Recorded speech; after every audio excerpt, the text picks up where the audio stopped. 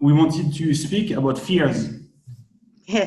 So your success is, you're going to get your success when you are going to push through your fears. So I'm just going to share my screen here.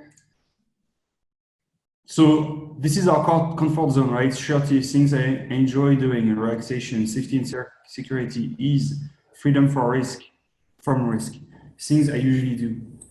And actually, we want you to go to that courage zone that doesn't feel that safe or secure, right? But this is where you're going to get incredible results, right? So things you never tried, risk, adventure, things that are difficult, things I'm afraid of, unexplored territory, higher duty, opportunity, bravery, right? So if you're afraid to record videos, well, we need to work on that, because we need to show what's happening at your gym. We need to show that you are a cool gym owner, that your members are cool, and that your coaches are cool. If you're afraid of sending a video reminder, well, we need to work on this. If you're afraid of calling your leads, well, we gotta do it. And if you're afraid enrolling, same, we gotta do it. So try to think about your prospects as if they would be your best friend, right? You wouldn't be afraid calling your best friend. And especially if this best friend is obese and you know that you can help, you're not going to give up. You're going to follow up. You're going to call. You're going to send a video reminder, and you're going to enroll them. Also, if you are truly convinced that you can provide results, that you can provide a body transformation and a life transformation, why would you be afraid? There is no reason to be afraid. We just did a Texas tour with Chris.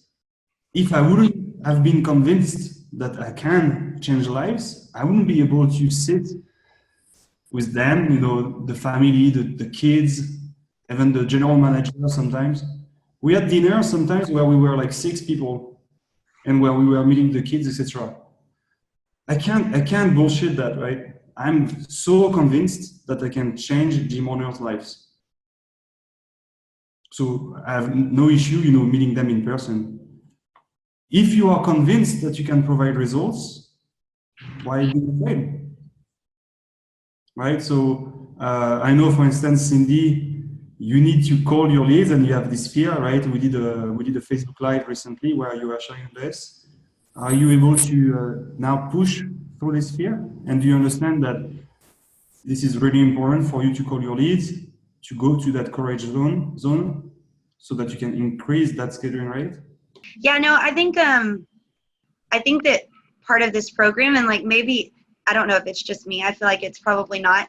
I think you go through these like ebbs and flows where like you might have immediate success and then it slows down a little bit and then life happens and then you get a little overwhelmed by all the extra people that are suddenly like in your space. And so you kind of stop doing the things that you were doing before and then you're like, this isn't working anymore. But it is working, you're just not working. And I have, you know, 250 leads to show that it's working. Now I just have to pick up the phone, which is not, I'll record videos all day long. Picking up the phone and calling somebody to me is like the worst thing ever. But I'm going to do it. I've done it over the last couple of days. 26 new clients, but actually if you do 26 divided by 250 times 100, that's a 10% scheduling rate. Right. So you're kind of like wasting 90% of your leads. Don't waste them. Right now I've got my ads paused and that's what I'm doing this week is just following up and scheduling people that were a lead that fell through the cracks. So we're going to bring that scheduling rate up.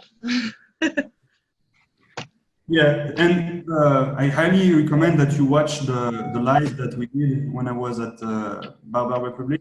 It was It's all about building rapport. So yeah, do a video call, send a video, and show them that you're here to help, that you're convinced, and that it's going to be fun for them and that they're going to get results, right?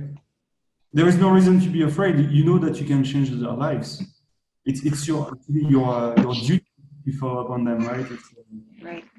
I don't know what it is with me, but like I don't like to talk to anybody on the phone though. Like let's get this is not just a client thing. I really hate talking on the phone. So maybe video ads or video messages are better for me. That's more comfortable. I don't Cindy, know why. have you identified what bothers you about being on the phone? No, I don't. This has been like since high school. I've hated talking on the phone. So I don't know. It's not a. I think I'm afraid of being hung up on, which is weird because who cares? I don't know. Fear of rejection, I guess. I don't. But you're already rejected if you don't reach out to them. So. Yeah. Chris, I'd love to hear your thoughts on this and share around this mindset. So Cindy's my buddy. So I really think I can go back to like the quote that I posted up yesterday. Bill Gates, right? One of my favorite Bill Gates quotes, and it's very, very relevant with what we're doing right now and what's going on in our industry. And he says, the first rule of any technology used in a business is that automation applied to an efficient operation will magnify the efficiency. The second rule is that automation applied to an inefficient operation will magnify the inefficiency. Yes. Yeah. So really it's, Cindy, all that's happening is you didn't really have an efficient system. It's you weren't doing this before. So it's forcing you into growth. It's forcing you to change. And the biggest thing is going back and realizing, oh, this is just exposing where I need to grow. Awesome. Not, oh God, I can't do this, or, oh shoot, I don't know, or I'm uncomfortable, or great. You've got to pause yourself when you have those thoughts and you come up against that wall. And you're super positive anyway, but I know whenever you hear Remy say you're wasting 90% of your leads, it's like, oh shoot, like, oh my, like it's easy to be like, but you don't get down, not even internally, although you're smiling. It's more of, okay, correct, right? So what can I do? And that's where one of the things with our whole program and group where we changed, we want to speak to that. We want to speak to what is your infrastructure? What can you do to set that up? What can you do to get better? And it all starts with you here and here, that heart-mind connection. We're going to go a little deep here. We've been on a few coaching calls now, and I've listened to a few when you guys didn't even know I was here. I was just silent and working and doing things, but had my earphones in, listening to everybody talk. And it's actually really good, but I've got enough ammunition now that I've heard so many of us make statements like, I just don't like to sell. I don't like getting on the phone. I'm uncomfortable asking for $500. I just don't know if I want to do that. And there's also things you're not saying. When we talk about a structure, when we talk about an offer, when we talk about a method, and your face is like, and it's what you don't say, says just as much as what you are saying, speaking to your uncomfortability with something. So I want to go a little bit deeper, right? So we all have a narrative that we're telling ourselves. And out of the abundance of the heart, the mouth speaks, and sometimes it doesn't, but it's written all over you. I don't want to do this, or I feel like I'm failing. It's easy to get down whenever you plug in a system, what we just talked about, and it's not working the way we want it to, and we want to blame the system, or, hey, I just spent 10 or 12 grand on this thing and I'm not getting the clients that I need, and what the heck, man. It's easy to have these defeating thoughts that are all toxic, actually. What the system is doing is it's forcing you to grow. What's happening is you are being exposed. It's like you went in for a checkup and they found cancer early. That's all that's happening, right? They found it. It popped up on the x-ray. It's like, well, shoot. So on one hand, it's like, oh my God, I've got a growth. On the other hand, it's like, thank God I found it early because now I can fix it. Okay. And that's what the system does. Okay. It's like an x-ray, an MRI, a checkup. And so the system is happening, but now you're being exposed. And it's human nature to go, no, it's not me. This just isn't for me. Or I'm just not okay with offering this. This is business. Put on your big boy and big girl pants and get used to it. Okay. So you're going to have to change. You want to grow. There's not another way around. There's not an easy button or an easy fix or an easy pill. This is business. This is what you're learning. Okay. You're getting an MBA, you're getting a crash course, and you're going to be better than a lot of people who have a degree. Okay. Trust the process. So what we're going to talk about is that narrative that we're telling ourselves. That's really what I want to speak to. When you're catching yourself with this narrative of I can't, or I'm not good, or I'm not comfortable, you've got to get that frontal cortex working and catching those thoughts and being like, hold on, I just thought that, and that's not good. That does not serve my purpose. It does not serve my goal. It does not serve the direction that I'm wanting to take my business. Okay, you've got to press into that and just get it out of there. Okay, so the story that we tell ourselves, got a few notes here I'm going to read, determines the way that we behave and what we do. And what we do in the way that we behave yields a result. And that result then reinforces the narrative that we were telling ourselves. So we've got to break that chain. We have to catch that and realize that's what we're doing. I'm telling myself something about myself. I'm behaving according to that thing. I'm no good at calls, or I'm uncomfortable. So therefore I'm uncomfortable, awkward, and weird whenever someone's on the phone with me, or I'm uncomfortable, awkward, and weird when they're sitting there and I'm like, give me $500, bro, let's change your life. I'm not doing that. I'm not believing that. So my belief system, this narrative, I'm not good, I'm not this, and sometimes you got to dig down and figure out what are you telling yourself. That then yields a result, and that reinforces this story, this lie that I'm telling myself, or truth. I can also flip the script and begin to tell myself a truth about who I am, what I can do, where I'm going, and that truth needs to line up with what my goals are, the narrative about myself. So what are you reinforcing? What story are you telling yourself? And just like the Saturday Night Live skit goes, stop that. Like, it's that simple. There's no, stop it. Figure out what it is and just stop it. Replace it. In order for one habit or one narrative to grow, another one has to die. You can't have them running simultaneously. When you catch yourself with the old one, uproot it, replace it with the exact opposite. Okay? So, that's really what I want to speak to. I mean, let's just get down to it. Maybe at the beginning, Cindy, maybe you're going to suck, right? But you're going to suck for how long? For 2, 3, 4, 5 calls? And then you're going to do awesome, right? And I don't think that you're going to suck because you have the people skills, right? You have no issue when they show up at the gym. You have no issue with that. Right. I think that, I will say when we were over Christmas break, Nick was off work and he was, because he was off work, he was at the gym coaching, and I was watching him coach these classes, and I watched myself get shrink back and shrink back and shrink back because my classes, the classes that I run all the time, were now getting what I consider the best coach. Nick is an amazing coach. And so I think that is part of it. I surround myself with enough people that are so good at what they do. And because I am a perfectionist and I compare myself, I'm like, man, they're so confident in how they speak, and they're so good at just not selling stuff, but just they speak with conviction, which is awesome. And it was the same thing with Nick's coaching. I watch him coach with such confidence and so much knowledge. And I'm like, oh my gosh, now they're going to see me for what I am, which is a brand new baby coach that is learning still and doesn't, and of course Nick was like, hey, you need to stop that. First of all, stop it. Exactly. And he was like, you know more than the people that are coming in here to be coached by you. And, so he gave me some resources, but I think that that's it. I think that I am really, truly surrounded by some of the greatest people. And when I compare myself, then there's I'm not there yet. And it's not an, oh, I can't ever get there, but it's an, I'm not there yet. And I don't like not being there yet. I like to be good instantly, which apparently is not how things work. Yeah.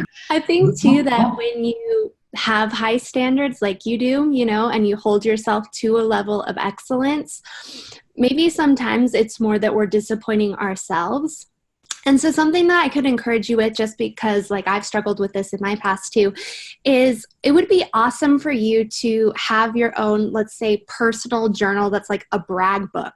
And you write down all the things that you feel you are exceptional at. Right? And when these thoughts and these doubts come back to you, go back to your book and be like, yes, I am amazing at boom, boom, boom, boom, boom. Because, faith puts our words into a creative space, right? So what Chris said, out of the heart, the mouth speaks. So maybe you have to write this stuff down because it doesn't come quickly to your head. You can't just say it out loud. But when you have the ability to remind yourself, hey, these are my strengths. boom, boom, boom, boom, it's going to create faith and encouragement on the inside of you. And it will inspire you to keep working through your fears into this courage zone. And, don't try to reach perfection. When you're thinking about, being perfect, just remind yourself that good is good enough and just ship it, just do it, right? It's like the Nike slogan, just do it. Good is good enough, really. And I think that, realistically, I know that our gym works right now because of both of our dynamics. Like, Nick is a really strong coach, that he misses the social aspect of things a lot, where that's where I'm like, good. Like, if he could coach all the time and I could just like make people feel welcomed, we'd be golden. But as it is currently, like, he is at work during the day, and hopefully that'll be changing in the next year, but he's at work during the day and I'm there, and so I'm like all of it. And then when he does come into like what I consider my area, my classes, I'm like, oh, he's just so good. But he's not perfect, and there's areas where I'm really, really strong that he is not. There's areas that he's stronger that I'm not, and I think that realistically I know these things. But you're right, just taking time to remind yourself of what you're good at is probably just a good practice in general. And giving yourself grace as you grow, right? Right. So that, you can, kind of wiggle your way through it sometimes, because like Chris said, this is a huge growth stage that everyone is in. And, and like, thank God our growth stage is coming so early in our business. Wow. Like we're really starting off better than most, because we found you earlier than most. So the only reason why you should be afraid is if you're an imposter and you're trying to BS people, right? If you're an imposter, then you can be convinced, and then sure, you would be afraid to sell your service, right? But if you're true, then you shouldn't have any fear. You're convinced, you're certain. If you're not certain, then work on your delivery, work on the value that you provide, right? Until you are so certain. To be honest, I always want to add value so that I become myself more and more and more certain, right? But I am certain already, but I always want to be even more certain. So just work on the delivery if you are not 100% convinced. So I wanted to remind you that you guys can send us recordings. So the video reminders that you send, the appointment setting script, the appointment setting calls that you have, record them and you can send it to us, right? And you provide feedback. Same for your enrollment. And actually, I've been doing, Mike Start Your Gym for 2.5 years now. Each and every time, gym owners were telling me, yes, I am sending video reminders. Yes, I am calling my leads. Yes, I'm taking an hour for my one-on-one consultation. And yes, I'm following your program.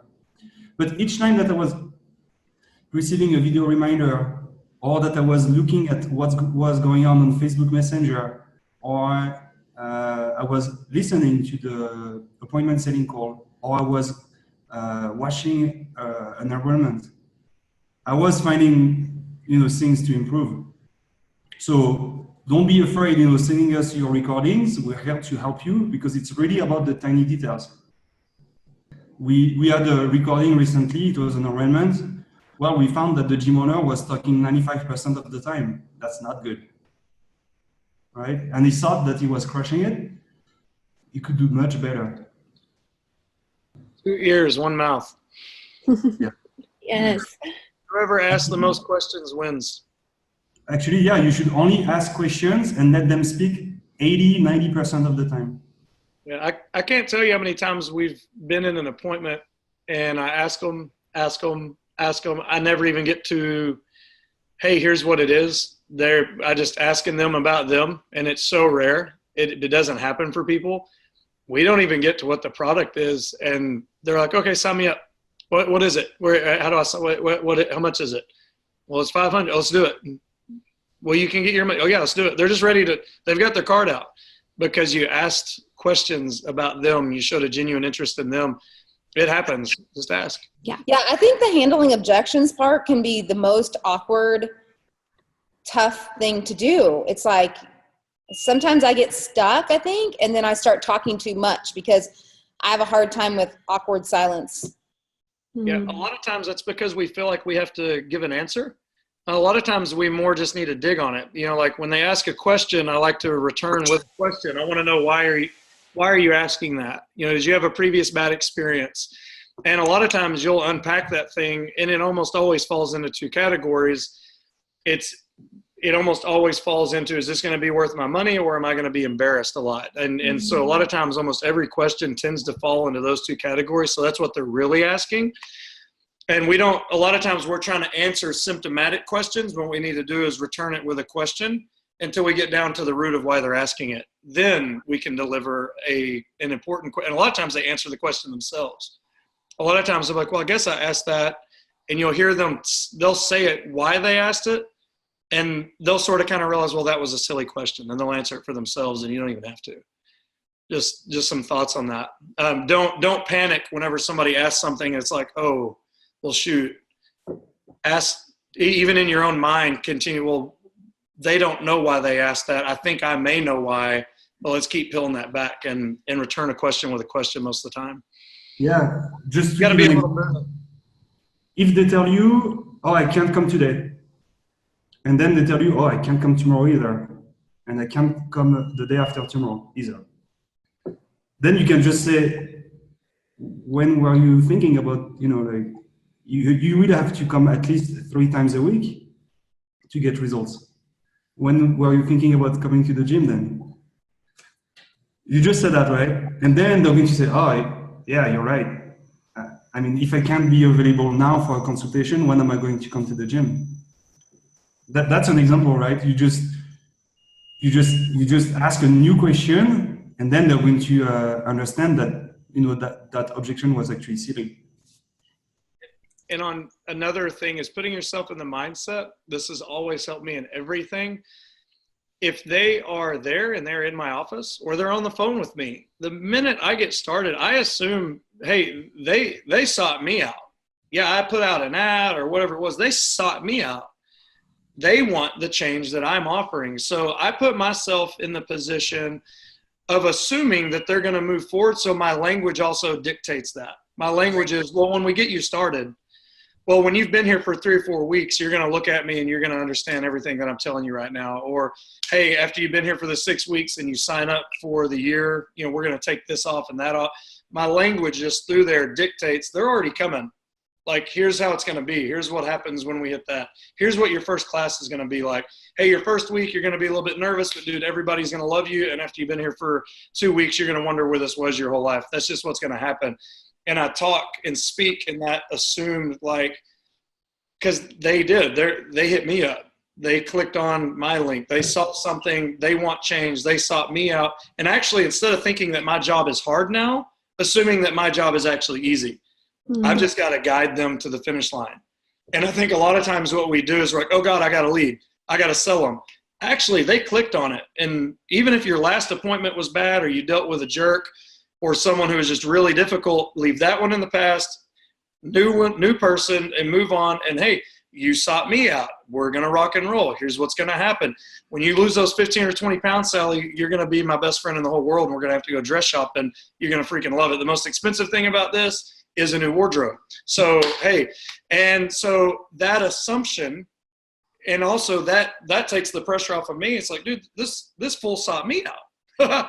Like, I'm good to go. And that helps you with your psyche of, they came to me. I just got to guide this thing on in. That's all I got to do and get it going. And that takes a lot of pressure off. And then you operate from a nice, free, open, pressure-free mind a lot of times. And you have fun with it.